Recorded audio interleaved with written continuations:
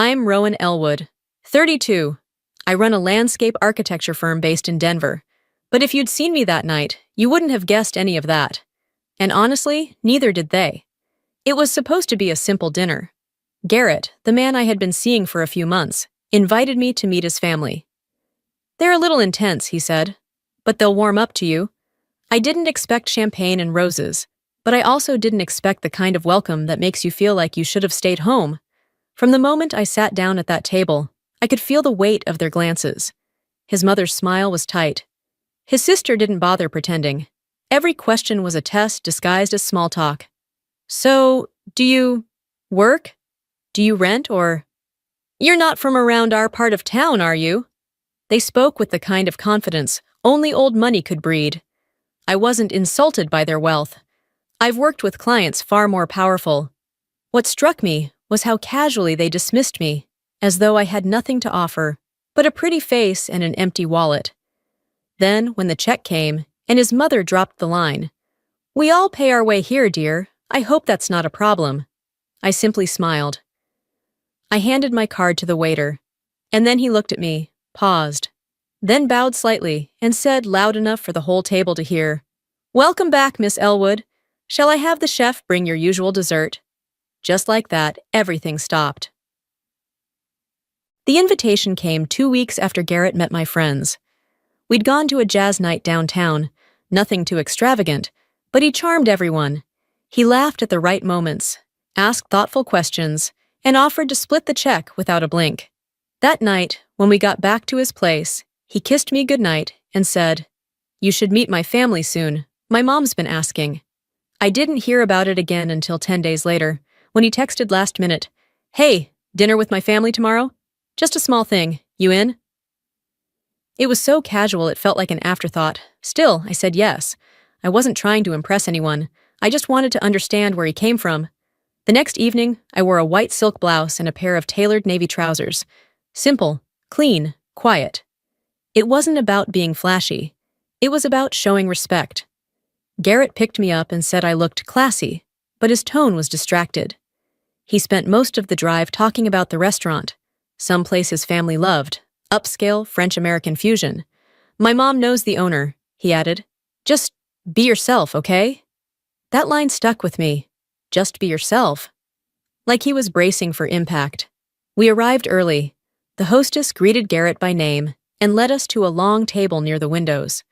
His mother was already seated.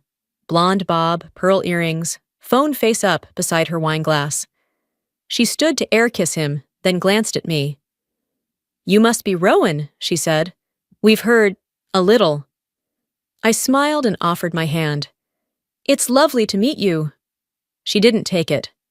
Next to her was Garrett's sister, Sloane, younger, sharper, eyes like she measured everything in carats. "So this is her," she said, sipping something clear over ice. "Cute." His uncle, Richard, arrived soon after. Retired surgeon, polished shoes, navy blazer. He greeted Garrett warmly, then turned to me with a curt nod like I was the bartender. No one asked me a question, not about my work, not about my life. Just glances, smiles that didn't reach their eyes, and that humming silence that follows people who think they've already figured you out. When Garrett excused himself to take a call outside, the table shifted. Sloane leaned towards me and said, "So, how did you two meet? He said something about a bookstore?" I nodded. "A small design bookstore, actually. We reached for the same architecture monograph." "Architecture?" she echoed, amused. "Oh, I thought you were—" "Something else." Then to her mother, "Didn't she say she does landscaping or something?" I kept my voice steady. "Landscape architecture. I run a firm. We work on high-end resort properties." Sloane's brows rose like I'd told her I bred unicorns. "Oh, so like, you plant trees?" "Sometimes," I said calmly. "But mostly, I design the spaces people never forget." She blinked. "Huh." The food hadn't even arrived, and I already knew exactly how the night was going to go. Garrett came back. His mother asked if he'd remembered to confirm her wine order. She didn't ask me a thing. When he tried to include me in the conversation, something about a garden in Italy I'd consulted on. His mother waved it off. "Garrett, don't bore her. She's probably more interested in backyard koi ponds than Tuscan villas." He laughed nervously. I didn't. I looked at my napkin, then the window. The city lights were soft and blurred in the glass. The restaurant was warm, elegant. It could have been a lovely evening if I had been dining with strangers who knew nothing about me, instead of people who chose to know less the moment I walked in. The waiter came to take our orders. Garrett's mother took control of the wine list. Sloane ordered steak tartare. I asked for the halibut. Garrett hesitated, then went with lamb. When the waiter stepped away, Sloane leaned in again. I'm always curious how people fall into things, like, did you always want to do garden stuff? Or did you start off as an influencer, or... I met her gaze. I started off as someone who listened more than she spoke. Still am. That quieted her, for about 40 seconds. By dessert, I had learned everything about Sloane's failed startup, her Pilates instructor's divorce, and their uncle's golf handicap. No one asked me another thing. They didn't need to. They'd already decided who I was. The meal unfolded like a play I hadn't auditioned for. Every gesture at that table seemed rehearsed, every comment carefully aimed. Garrett, who normally relaxed around me, now looked like he was walking a tightrope between two versions of himself. One that laughed at my jokes, and one that laughed too hard at his mother's. When the appetizers arrived, Garrett's mother waved off the plate of duck roulette. Oh no! I never touch starters. But you go ahead, Rowan. I'm sure you don't mind indulging. The implication hung there like smoke. Indulgence was for people with nothing to lose. The waiter poured wine without being asked. A $400 bottle, if I had to guess. Sloane snapped a picture of the label, then whispered, "It's one of the last vintages before the vineyard burned down. We only drink this with family." Garrett tried to pivot. "Rowan's got a sharp palate. She took me to a Japanese tasting course once." "Japanese?" his mother interrupted. "Oh, darling, that's more trendy than timeless, isn't it?" Then she laughed, soft and brittle. "But I suppose we all go through phases." They were building a fence around themselves, word by word. A lineage of polished silverware and generational wealth, guarded by perfectly passive insults. I'd seen that fence before, at donor galas, at foundation dinners. I just hadn't expected to be on the outside of it. They began trading stories about vacations in Provence, sailing in the Keys, and their grandfather's estate that was more vineyard than house. Sloane bragged about knowing someone at Sotheby's. Garrett's uncle described a dinner in Zurich with a Michelin-starred chef as if he'd hosted it.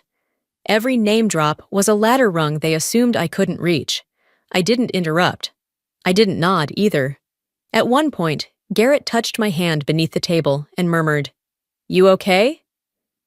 I smiled without looking at him. "I'm learning a lot." Then came the entrees. The waiter placed my halibut in front of me, offered a quiet bon appetit, and moved on. He'd been polite, measured. Something about his posture felt familiar. But I brushed it off. I had more pressing discomforts, like Sloane asking, "So, do you live downtown or more like over the bridge?" I answered calmly, "Riverfront, near Commons Park." "Oh," she blinked. "That's surprisingly nice." Her tone did the rest. After that, the table turned to politics. Her mother's favorite senator, the downfall of manners, and the exhausting noise of people who've never worked a day in their lives. All while the server refilled our glasses with practiced ease. Then came the bill. It landed gently, face down in the center of the table. Well, Garrett reached for it instinctively, but his mother placed 2 fingers on top and said, "No, sweetheart. We all pay our share in this family, don't we, Rowan?" Her voice was sweet, the kind of sweet that slices clean. Sloane grinned, delighted. Garrett looked horrified. I didn't flinch. I opened my clutch, took out my card, and set it calmly beside the check. That's when the waiter returned. He saw the name on the card, paused. Then he lifted his eyes to mine and smiled. Not the empty kind of service smile, but one of recognition. "Welcome back, Miss Elwood," he said, steady and clear. "Would you like the chef to prepare your usual dessert?" Silence. A full, uninterrupted silence. Sloane's mouth actually fell open. Garrett blinked. His mother stared at the waiter like he'd spoken in tongues. I glanced up. "Thank you, but not tonight." The waiter nodded. "Of course, it's always a pleasure having you with us." He left. And so did every assumption they'd made about me. The silence that followed was thick enough to chew. Garrett looked like he'd just watched someone flip the script of a play he thought he understood. Sloane sat rigid, wineglass half raised, mouth still slightly parted, as if waiting for someone to tell her what just happened. His mother, Anne, I finally remembered, straightened her spine so quickly it made her pearls jolt. Even Uncle Richard blinked, as if recalibrating where exactly I now ranked in his internal social hierarchy. I didn't say anything. I didn't have to. The power of being underestimated is that, when the mask slips, even a little, the shock does all the work for you. "Wait," Sloane finally said, trying to sound amused, but landing somewhere between anxious and irritated. "You've been here before? Like, often?" I turned to her, tone neutral. "Several times. The garden terrace out back. I worked with the owner a few years ago to redesign the entire landscape. We kept it native, but elegant. Most of the clients come through that patio, so we wanted it to feel like a retreat." "You designed this place?" Anne asked, her voice sharp with disbelief. "I designed the parts of it you probably like taking photos in," I replied, still polite. Garrett tried to laugh. "I didn't even know you worked on restaurants." "I don't, usually," I said. "This one was special. They were one of our first commercial clients. Gave us a lot of creative freedom." The waiter returned with a box. "From the chef," he said. "He insisted you take home your favorite. On the house, of course." He set down a neatly packed container, bowed slightly, and left again. His movements were effortless, deferential. Not to flaunt, but to honor. Anne's eyes lingered on the box as if it might explode. "Well," she said, clearing her throat, "I suppose you've been busy." I smiled. "I keep a low profile." Richard finally spoke up. "So what exactly do you do, Rowan? You said landscape?" "I own a firm," I said plainly. "We specialize in high-end resort properties, cultural spaces, and select private estates. My partner handles most of the client-side strategy. I focus on design implementation and environmental flow." Sloane blinked like I'd spoken in code. "And that's enough to get you a regular table here?" Anne asked, one brow rising. "Not really," I said. "What gets me a regular table here is helping triple their outdoor bookings and getting them featured in Bon Appetit's Design Edition." I didn't say it with ego, just fact. Garrett let out a breath. I think he meant it as a laugh. "You never told me any of this. You never asked."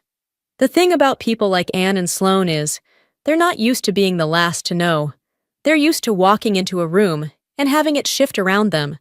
But in that moment, the room had shifted around me. I hadn't planned it. I hadn't manipulated it. I'd just shown up and let the truth do what it always does. Sloane recovered first. "I mean, it's great that you're successful," she said, voice forced. "But honestly, it's kind of weird you didn't mention any of this. Feels like, I don't know, a trick." "A trick?" I repeated softly. Anne chimed in, trying to regain her footing. "Well, you must admit, it's a bit disorienting. You come to dinner, say nothing about your status, and then suddenly the staff is treating you like royalty. It's misleading." I looked at her evenly. "Is it? Or did you just assume what you wanted to see?" That shut her up. The thing is, I didn't enjoy watching them squirm. Not really. There was no satisfaction in humiliation. But there was clarity, finally, unmistakably, that I didn't belong at that table. Not because I wasn't enough, but because I was too much for what they could handle. Garrett sat back, hands in his lap, eyes flicking between everyone. "I think we owe Rowan an apology," he said. "For a lot." Anne stood. "Excuse me," she said stiffly, and headed toward the restroom. Sloane followed a beat later, muttering something under her breath. Garrett turned to me. "I didn't know they'd act like this." "I'm sorry." I nodded. "I'm not surprised." But you are. He exhaled. I don't want this to ruin things between us. It didn't, I said.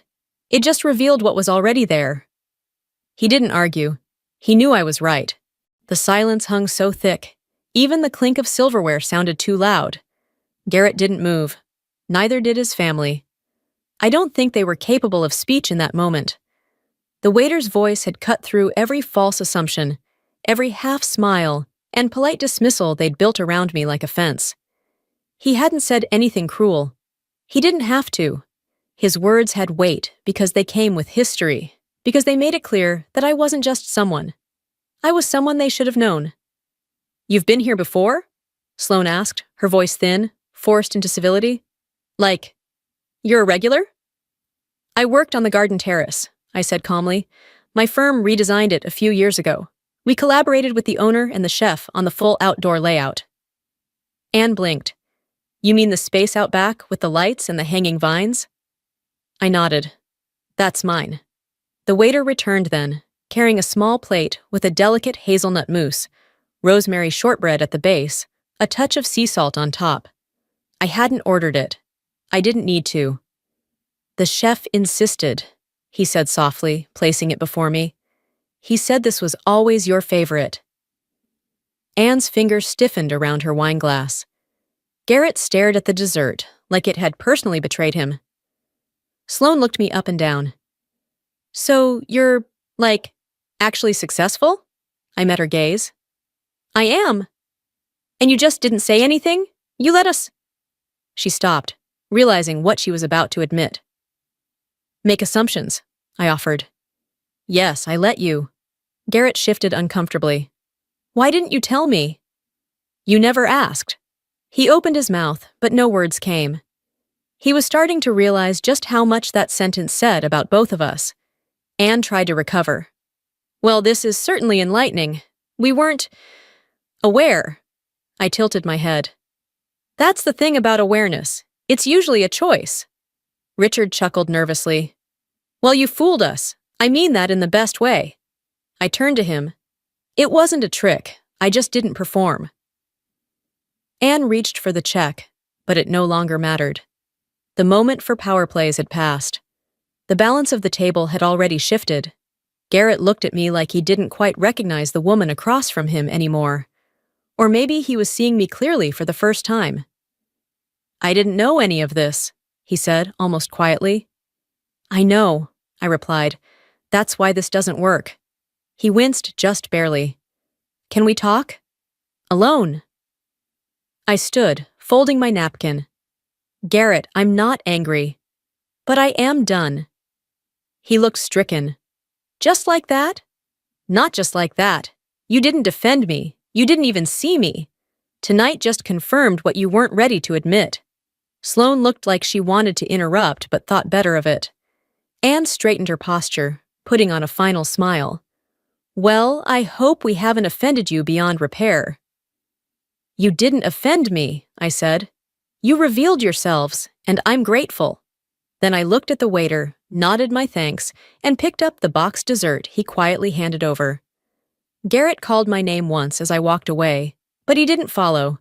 He knew. It was over.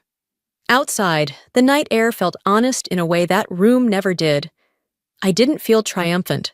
I felt steady, whole, because I'd never needed their approval.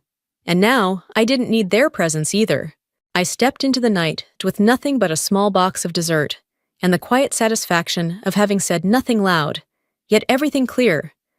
There's something powerful about not needing to explain yourself, about letting people show you exactly who they are, and choosing, calmly, to walk away. I didn't cry. I didn't rage.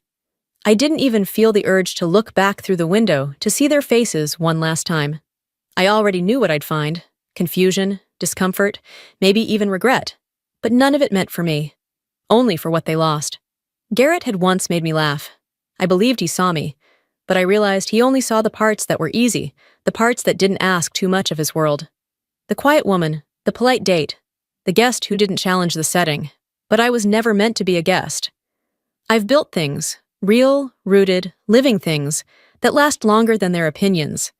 And the next time I sit at a table, it will be one where I'm not the one being silently sized up. It will be a table I chose. And if someone ever tries to call me just anything again, just pretty, just polite, just lucky, I'll smile. Because I know better. And now, so do they.